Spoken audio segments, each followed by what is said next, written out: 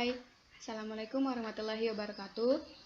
Kami dari kelompok 1 akan mempresentasikan hasil diskusi kami mengenai pajak penghasilan 22, di mana anggota kelompoknya yaitu saya sendiri Nisa Umami NIM 1805377, dan teman saya Rafika Febriza NIM 1805354, dan Nanda Asmar Haryati NIM 1805316. Baiklah, pada minggu ini kami akan menjelaskan materi tentang PPh 22, yaitu mengenai konsep pajak PPh 22, metode penghitungan dan pencatatan PPh 22, serta contoh dan pembahasan mengenai PPh 22.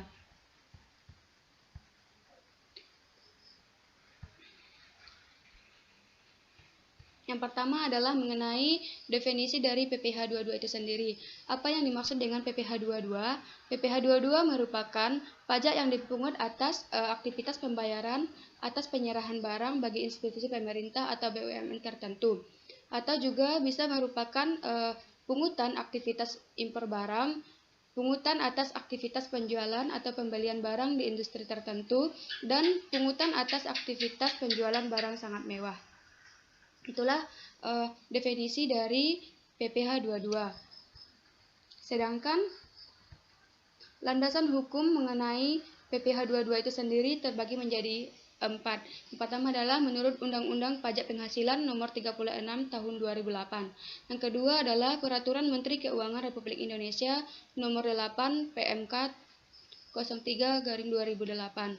Yang ketiga adalah Surat Direktur Jenderal Pajak Nomor S 1637 PJ 532/2000 tentang pembebasan PPN dan PPh pasal 22 impor.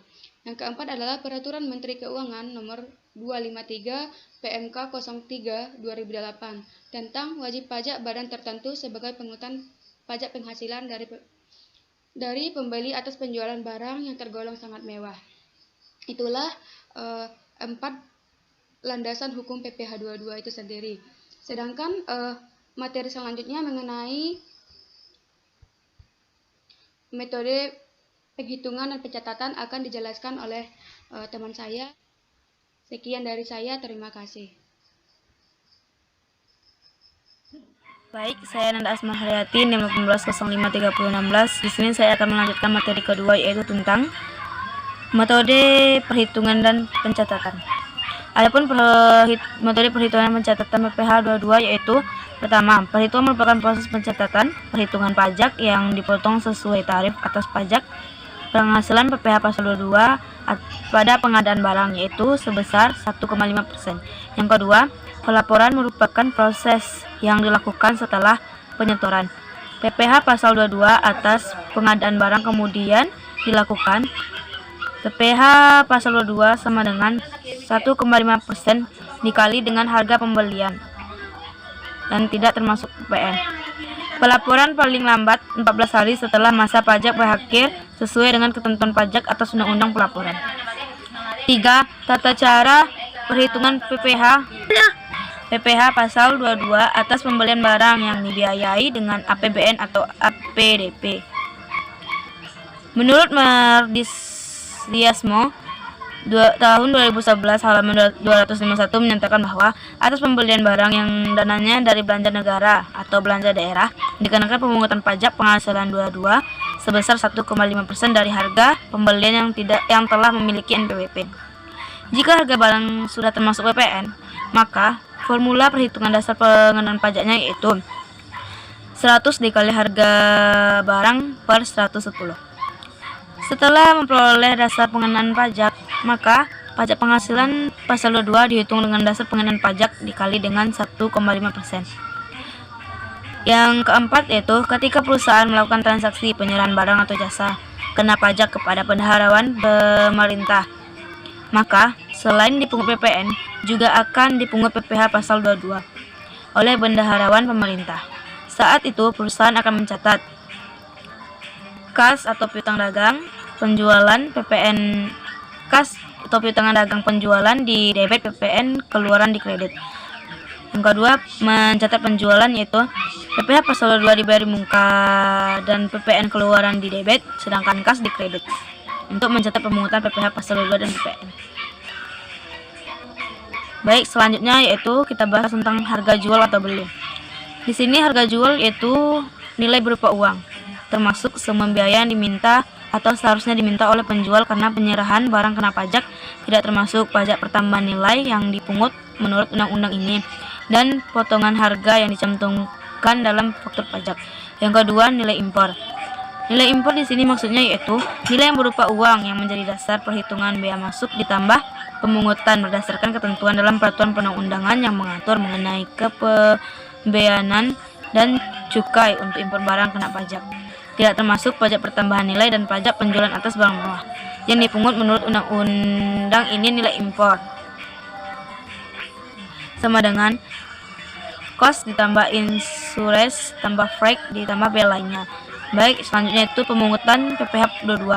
Berdasarkan Peraturan Menteri Keuangan Nomor 16 per EPMK 010 tahun 2016, pemungut PPh 22 yaitu sebagai berikut. Yang pertama, Bank Devisa dan Direktorat Jenderal Bea Cukai atas impor barang. Yang kedua, bendahara pemerintah dan kuasa pengguna anggaran KPA sebagai pemungut pajak kepada pemerintah pusat. Ketiga, bendahara pengeluaran atas pembelian yang dilakukan dengan mekanisme uang persediaan. 4. Kuasa penggunaan anggaran atau KPA, pejabat penerbit surat pemerintah pembayar yang diberi delegasi oleh KPA atas pembelian barang pada pihak ketiga yang dilakukan dalam mekanisme pembayaran langsung. Yang kelima, badan usaha tertentu meliputi BUMN dan BUMD atas pembelian barang mewah di APBN atau APBD. Kedua, BUMN yang dilakukan restrukturisasi oleh pemerintah setelah pengalihan saham milik negara kepada BUMN lainnya. 3. Badan usaha tertentu. Selanjutnya, badan usaha yang digerakkan di bidang industri semen, rokok, kertas, baja, dan otomotif atas penjualan hasil produk di DM. 7. Agen tunggal pemegang merek atau ATPM, agen pemegang merek dan importir untuk kendaraan umum. Yang ke-8, produser atau importir bahan bakar minyak. Yang selanjutnya, industri atau eksportir yang bergerak dalam sektor kehutanan, perkebunan, pertanian, peternakan, dan perikanan atas pembelian bahan untuk keperluan industri dan ekspornya. 10. Industri atau bahan yang melakukan pembelian komoditas tambang, batubara, mineral logam, dan bukan mineral logam dari badan atau orang pribadi pemegang izin usaha pengembangan atas pembelian komoditas. Selanjutnya, badan usaha yang produksi emas. Dan yang terakhir, wajib pajak yang melakukan penjualan barang yang tergolong sangat mewah. Selanjutnya kita bahas tentang objek pajak penghasilan pasal 22. Adapun yang termasuk ke dalam objek pasal 22 yaitu yang pertama, impor barang dan ekspor komoditas tambang, batubara, mineral, logam, dan bukan logam yang dilakukan oleh eksportir, kecuali yang dilakukan oleh wajib pajak yang terikat dalam perjanjian kerjasama pengusaha pertambangan dan kontrak karya. Yang kedua, pembayaran atas pembelian barang yang dilakukan oleh bendahara pemerintah dan kuasa pengguna anggaran. 3. Pembayaran atas pembelian barang yang dilakukan dengan mekanisme uang persediaan oleh bendahara pengeluaran. 4. Pembayaran atas pembelian barang kepada pihak ketiga. Yang kelima, pembayaran atas pembelian barang atau bahan keperluan kegiatan usaha oleh badan usaha meliputi A. BUMN, B. BUMN yang direstrukturisasi pemerintah, C. Badan usaha yang dimiliki secara langsung oleh BUMN. Yang keenam, penjualan hasil produksi kepada distributor dalam negeri oleh badan usaha yang bergerak pada bidang industri semen, rokok, kertas, baja, dan otomotif. 7. Penjualan kendaraan bermotor oleh ATPM, ATM, dan importir umum kendaraan bermotor. 8. Penjualan hasil produksi kepada distributor dalam negeri oleh produsen ataupun importir bahan bakar minyak, bahan bakar gas, atau pelumas. Yang ke-9, pembelian bahan-bahan untuk keperluan industri atau ekspornya. Yang ke-10, penjualan atau barang yang tergolong mewah. Selanjutnya yaitu tentang tarif pajak. Yang pertama, untuk aktivitas penyerahan barang dikenakan tarif sebesar 1,5% dari harga pembelian. Yang kedua, aktivitas impor, yaitu yang pertama 2,5% dari nilai impor bagi pengguna angka pengenal impor atau API. Yang kedua, 0,5% bagi pengguna API untuk impor kedelai, gandum, dan tepung terigu. Yang ketiga, 7,5% dari nilai impor bagi pengguna API Yang ke selanjutnya 7,5% dari harga jual lelang untuk barang yang tidak dikuasai. Yang terakhir itu nilai impor sama dengan CF ditambah biaya masuk dan pungutan lain. Untuk barang sangat mewah dikenakan tarif 5% dari harga jual, tidak termasuk PPN dan PPNBM. Baik, materi selanjutnya akan disampaikan oleh Rafika. Halo teman-teman, perkenalkan nama saya Rafika Febriza Martias Putri.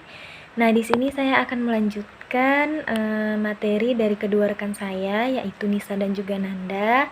Nah, saya akan membahas mengenai contoh soal, pembahasan, dan juga bagaimana pencatatan jurnal terhadap pajak penghasilan pasal 22. Nah, di sini saya akan menjelaskan dua buah contoh, yaitu contoh yang pertama, yaitu kita akan baca soalnya, yaitu soal nomor 1. Koperasi Nisa mengadakan penjualan kepada Nyonya Vika atas 1000 rim kertas flano dengan nilai total 77 juta rupiah, termasuk pajak penghasilan atau PPN. Nah, diketahui pula bahwa atas pembelian bubur kertas sebagai bahan baku, perusahaan telah dikenai PPh 22 senilai 200.000 rupiah. Lalu pertanyaannya, berapakah PPh 22 yang dipungut koperasi holding dan bagaimana penjurnalannya dengan metode periodik?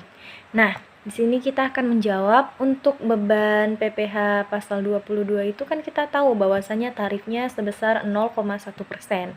Jadi 0,1% dikali dengan 100% dibagi 110% ini merupakan rumus ya teman-teman, dan dikalikan dengan nilai total. Nah, di sini kita telah tahu bahwasanya nilai totalnya yaitu sebesar 77 juta rupiah.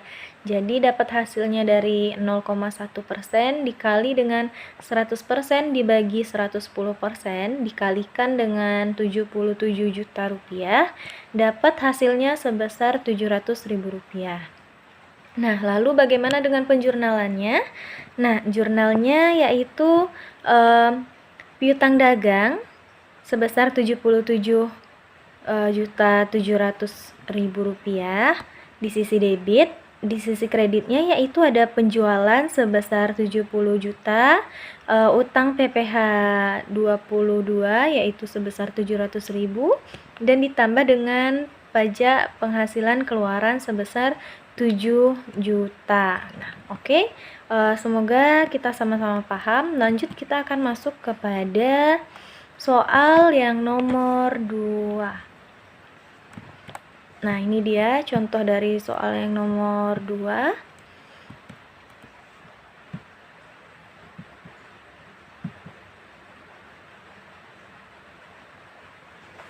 Nah,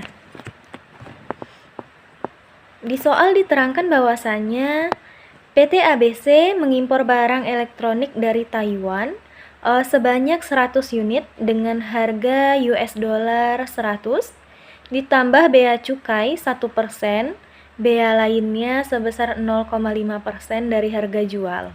Pada saat itu, kurs yang berlaku sebesar Rp10.000. Berapakah besarnya pajak penghasilan yang harus dipungut oleh Dirjen Bea Cukai? Nah, karena Dirjen Bea Cukai adalah salah satu badan yang ditunjuk sebagai pemungut pajak penghasilan pasal 22, jika PT ABC diasumsikan mempunyai API, maka atas transaksi penjualan di atas harus dipungut PPh pasal 22 sebesar 1,5% dari harga jual sebelum dikenakan PPN 10%. Nah, di sini mari kita jawab pertanyaan dari soal ini. Yang pertama yang kita lakukan yaitu menghitung nilai kos. Nilai kos yaitu unit dikali dengan harga per unit dan juga dikalikan dengan kurs. Jadi 100 dikali dengan 100 dikali dengan 10.000 maka hasilnya sama dengan 100 juta. Lalu kita mencari bea masuk. Di soal sudah diterangkan bahwasanya bea masuk itu tarifnya 1%. Maka 1% kita kalikan dengan 100 juta, mendapatkan hasil 1 juta. Lalu kita cari bea lainnya, yaitu tarifnya 0,5%. Lalu dikalikan dengan kos 100 juta, maka dapat 500.000. Nah, setelah dapat bea masuk dan juga bea lainnya, maka langkah selanjutnya kita akan menghitung nilai impor. Nilai impor ini rumusnya adalah cost ditambah assurance ditambah freight ditambah bea lain-lainnya. Di sini yang diketahui hanya ada bea masuk dan juga bea lainnya. Maka kita tambahkan saja cost dengan bea masuk dan juga bea lainnya, yaitu 100 juta ditambah dengan 1 juta dan ditambah 500.000, maka dapat hasilnya 101.500.000 rupiah. Lanjut, kita akan menghitung PPh pasal 22-nya, yaitu 2,5% ini tarifnya, dikalikan dengan 101.500.000, dapat nilainya sebesar 2.537.500. Lalu kita hitung PPN atau pajak penghasilannya, yaitu sebesar 10% dikali dengan 101.500.000, maka dapat 10.150.000. Nah, ini untuk pencatatan jurnalnya teman-teman bisa lihat di bawah dan juga bisa dipahami di sini. Nah, silakan dipahami dahulu. Mungkin jika ada yang ingin ditanyakan, bisa langsung ditanyakan kepada kami. Mungkin hanya sekian materi yang dapat kami sampaikan. Saya mewakili kelompok saya, kelompok 1, izin untuk menutup video ini. Terima kasih kepada teman-teman yang sudah menonton, dan juga kami memohon maaf apabila ada kesalahan dan juga kekurangan maupun ketidaksempurnaan pada presentasi kami kali ini. Terima kasih banyak kami ucapkan. Sekali lagi, akhir kata, wassalamualaikum warahmatullahi wabarakatuh.